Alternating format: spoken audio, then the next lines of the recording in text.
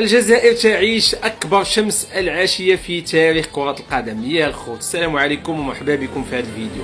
فمن بعد ما انتظرت الجامعة الجزائرية لكرة القدم لمدة سنة أو أكثر باش الطاس تحكم في الملف ديال القميص ديال نهضة بركان بالخريطة المغربية، ومن بعد ما خسرت الفريق الجزائري المقابلة ضد نهضة بركان ب6-0، جوج ديال المقابلات اللي امتنعوا على انهم يلعبوا المقابله بحكم ان نهضة بركان دايره الخريطه ديال المغرب في القميص ديالها.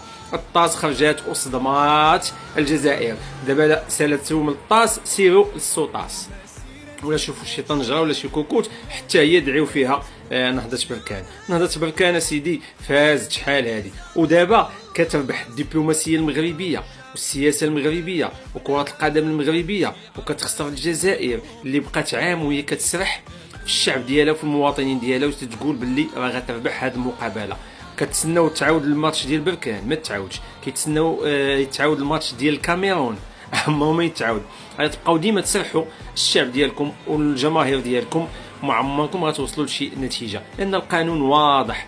الفيفا قالت لكم ما كندخلوش الامور السياسيه في هذا الشيء، يعني الجزائر هي اللي دخلت الامور السياسيه وبقات على النتيجه، اكدت على النتيجه ديال بركان انها فازت، وقالت لك الكاف هي اللي ملي كتعتمد واحد القميص فما يمكنش نحكموا عليه من بعد.